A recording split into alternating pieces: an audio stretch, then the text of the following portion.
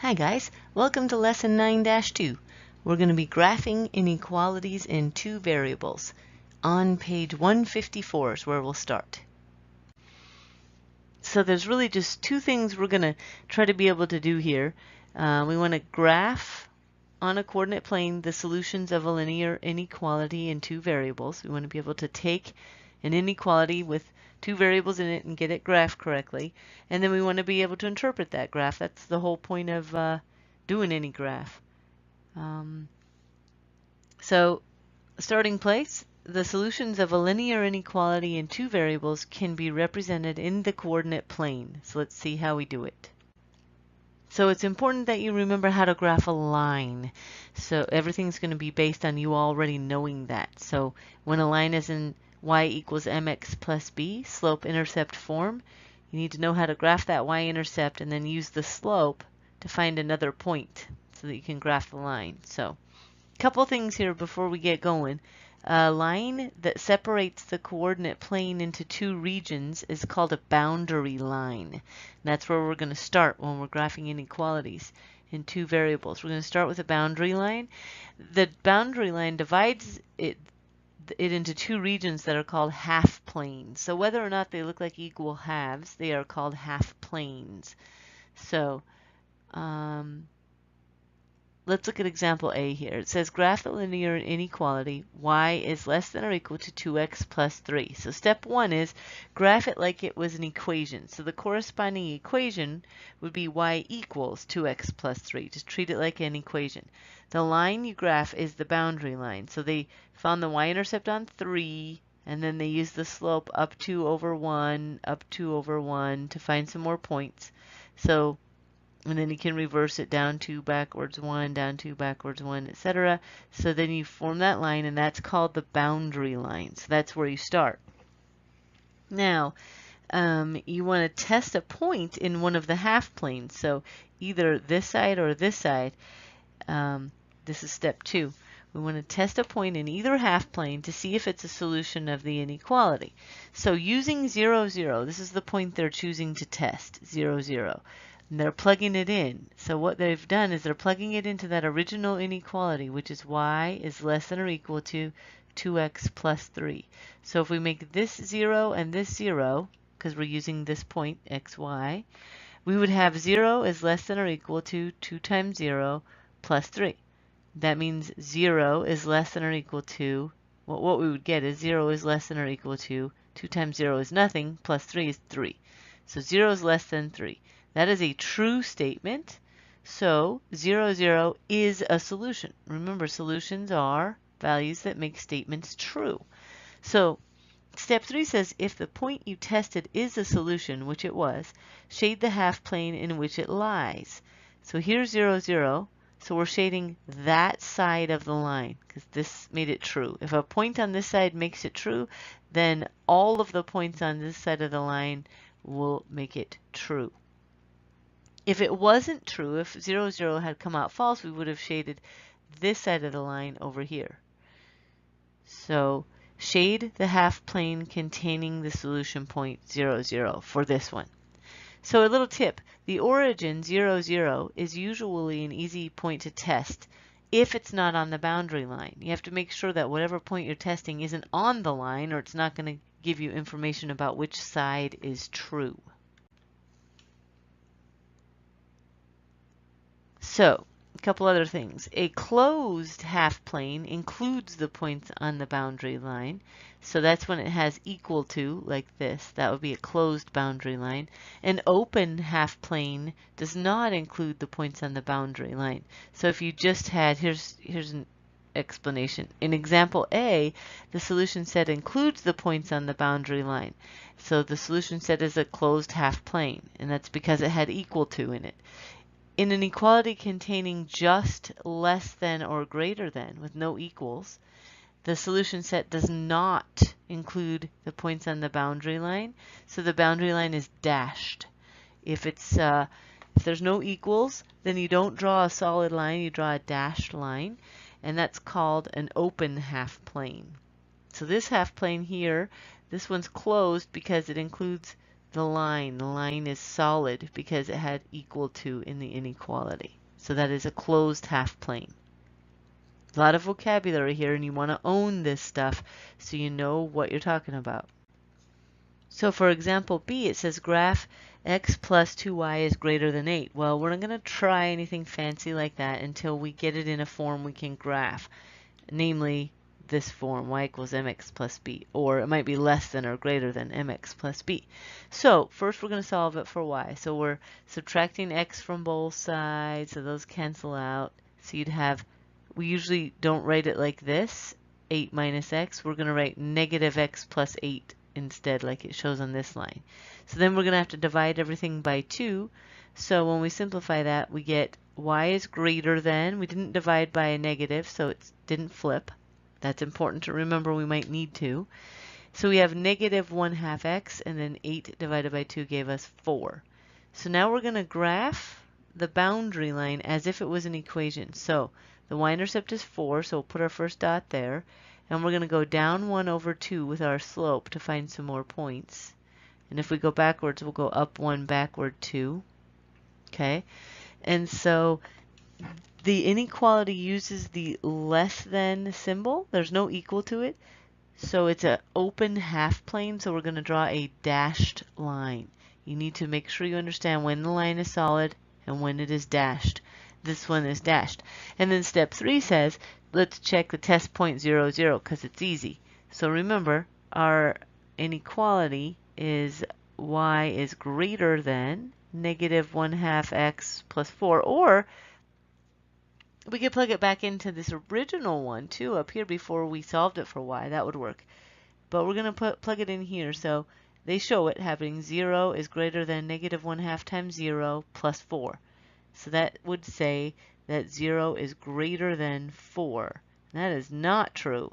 So it's false. We're not going to shade this side because 0, 0 is false. So we're going to go on the other side of the line. So everything over here, not including the line this time, just all the points over here are solutions. Any point you picked in that shaded area, anything on that side of the line, would make that inequality true.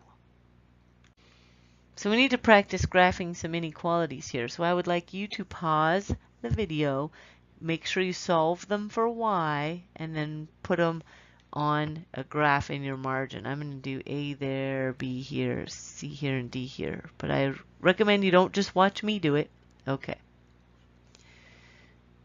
So when I solved A, I would get y is less than or equal to, because I had to divide by negative 4, so it flipped around, and it would be 3/4 for my slope, 3/4 x plus 3.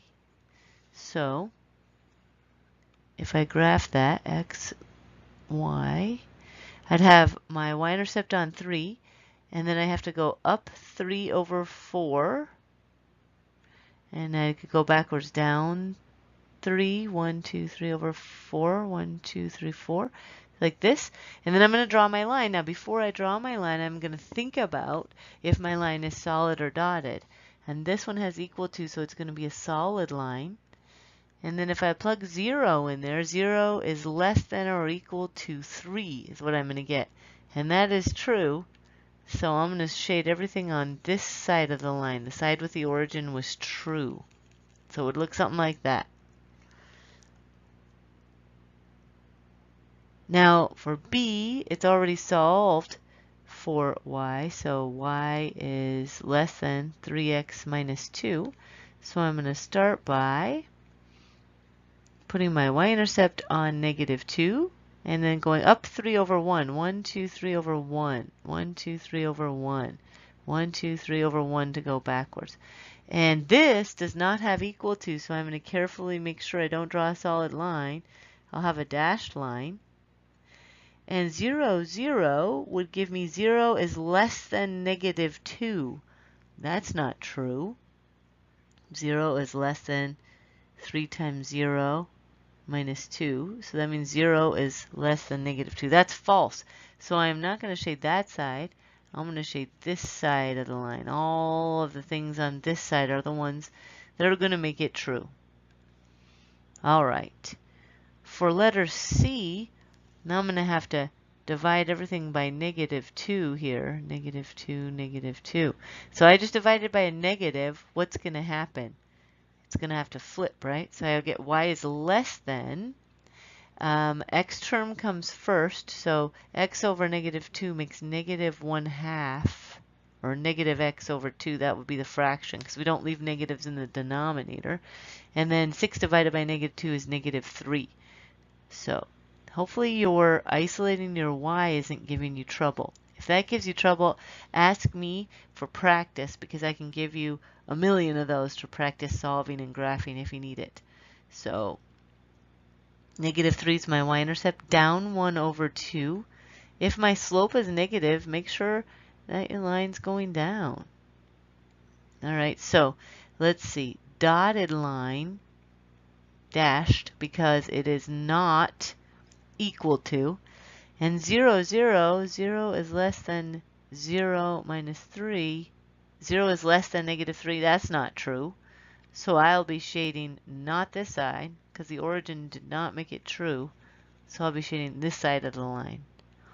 And finally, D, y is less than or equal to -4x plus 5. I'm all happy because I got one already solved for y. So 1, 2, 3, 4, 5 is my y-intercept. 1, 2, 3, 1, 2, 3, 4, 5. Yep. Down 4 over 1. 1, 2, 3, 4 over 1. Remember, if there's no denominator, it's 1. It's invisible. 1, 2, 3, 4 over 1. Now, this one does have equals, so my line's going to be solid. And so there's my line. Now I'll check 0, 0 here and see if it works. That would give me 0 is less than or equal to 0 plus 5. So 0 is less than or equal to 5. Sure, that's true. So I will shade the side that has the origin on it. You can probably shade a little bit closer, a little bit better than I did, but you get the idea. Now, this question number 1 here says, when graphing a linear inequality, is it possible for a test point located on the boundary line to determine which half plane should be shaded? No, it would only tell me if the line should be solid.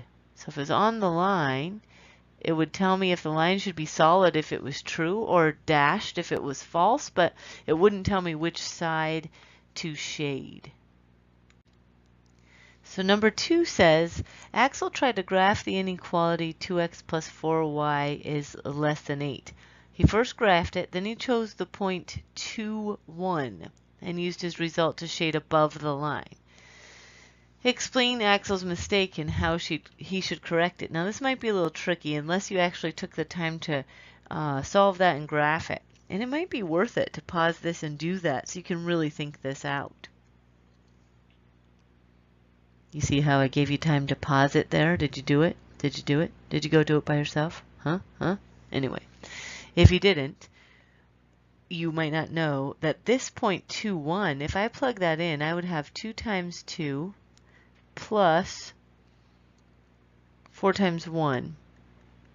And I would get, this would be 4 plus 4 equals 8. 8 equals 8. So this doesn't say 8 is less than 8 or greater than 8 or anything else. It just says it's equal to it. When I put it into the equation, not the inequality, but the actual equation, the corresponding equation, it made it true. That means that point is on the boundary line. So what that tells me is that it makes the line true, but it doesn't tell me about whether or not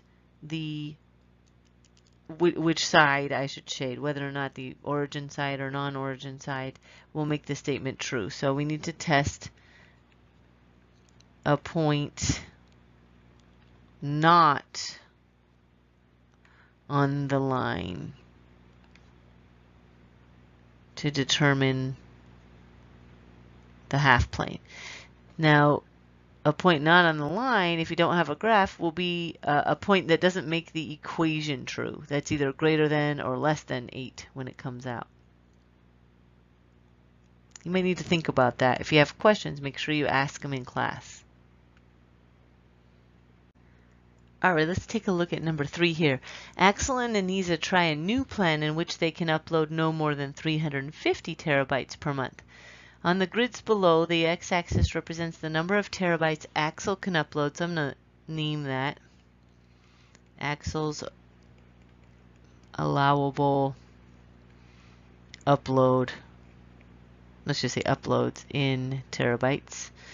And then Anisa's. I'll just put Anisa's for now, just to avoid writing that twice. Suppose Anisa does not upload anything for a month. Write an inequality that represents the amount of data that Axel can upload during that month, and then graph the inequality on the grid. Well, if Anisa didn't upload anything, oops. Yeah, no, I did it right. I thought I labeled it wrong. X-axis is Axel and Y-axis is Anisa. I thought they changed it on me, so I want to make sure I read carefully. Okay, so if she didn't upload any, then that means that Axel, that's X, can upload anything all the way up to 350, right? So it could be less than or equal to 350. And then we're going to graph that inequality. Now, do you remember whether that's a vertical or horizontal line? That's important. Well, if we go to where x is 350, that's where the line would be, and it's going to cross x, so it's going to be this line. Now, this, I need to look at the symbol before I draw the line to decide if it's dashed or solid, and this one has equals, so it's going to be a solid line. And then for shading, I wish this program let me highlight, so I didn't have to shade so cruddily, but anyway. He's allowed to do anything less than that. So all the stuff that is less than 350 will be on this side of the line. So I would effectively shade everything in here all the way over to that line. So that line on the right would be the boundary, and anything in here would be shaded. Anything over here on the right would not be shaded. So for part B, Axel does not upload anything for a month. So remember, this is Axel, this is Anisa. Always label them at least a little bit. These are horrible labels. They're not good enough for a test, just so you know. And we want to write the inequality that represents the amount that Anisa can upload during that month. So it'd be the same as his. If he didn't upload any, she could upload up to 350, not more than, less than, or equal to. So hopefully you are understanding that that would be a horizontal line, and it has equal to, so we're going to make it solid. So there's her line. And anything less than that would be anything below it down here. So anything in this whole half plane here, everything below and including that line would be shaded. All right, so for number 4 here, they're changing information on us a little bit, so read carefully. The graph below represents another plan that Axel and Anisa considered. The x-axis represents the number of terabytes of data from photos that can be uploaded each month. So it's not just Axel anymore. Now it's both of them together. And this axis is the photos they can upload in terabytes, and the y-axis is the number of terabytes from text files. So two separate kinds of data that they would upload. So we're supposed to identify the x-intercept and y-intercept. So the x-intercept would be where the line hits the x-axis, so it would be 180 and 0. And that represents, what does that represent? When they upload 180 terabytes of photos, they can't upload Wait, is this about uploading? The number of terabytes of data. Yeah, uploaded. They can't upload any texts. I don't know why you'd be uploading text, but anyway, okay, that's the context. It's not our story. So, because that y would be 0, so the text would be 0. And then the y-intercept, that's right here. So that is 0, 360. And that means if they upload 360 terabytes of text, they can't upload any photos because they're maxed out. Hopefully that makes sense, and hopefully you weren't copying or just listening to me anyway. Hopefully you already had that filled in. So the next part B here says determine the equation for the boundary line of the graph and justify your response. Well, so we know, first of all, that the line is solid, and we know that all of the shaded stuff is below the line. So I'm going to go with less than and equal to. It's not dash, so I know it has equal to. It's less than because all of the solutions are below the line. Hopefully that makes some sense to you. And the boundary line is going down 60 when it goes over, so it's going down 60 when it's going over, let's see, what is this going by? 30, 60, 90, when it goes over 30. So down 60 over 30, that means the slope is -2. So -2x, and the y-intercept is +360. Justify our response. So the slope is decreasing by 60 for every 30. I guess you could say it that way. And the y-intercept is 360. The other thing is the line is solid. It's solid, so it contains equal to, put that in quotes, equal to, and is shaded below, so we use less than. It's a bunch of justification there. Then part C says, write a linear inequality to represent this situation. Oh, whoops, I already did that. So, and I justified, then described the plan in my own words. Okay, so up here it said write the equation, and I did not read carefully. It can happen. So the equation for the boundary line would just be y equals -2x plus 360. And the inequality is what we came up with up there. Y is less than or equal to -2x plus 360. And then describe the plan in your own words. So let's see. It seems that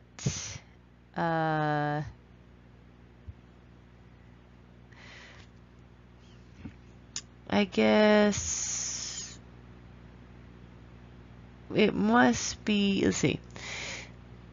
They can upload a max of 180 terabytes in photos.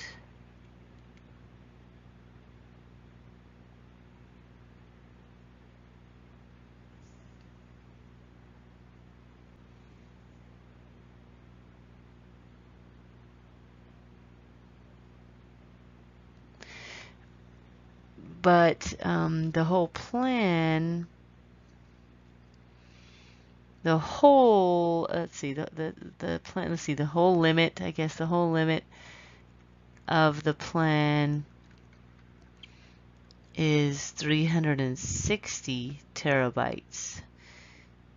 So that means, you know, of the 360, I'll just reiterate, only 180 can come from photos. So you can tell 360 is the highest, so we know that that's the most they can upload, but this doesn't go to 360 down here, so the plan must be limiting the amount that can come from photos. Hopefully that makes sense to you. I bet you might have a couple questions on this one. Maybe, maybe not, but make sure you've marked them, put post-its, circled, marked, made a list, whatever, so you can bring those questions to class. We'll talk about them then. See you there.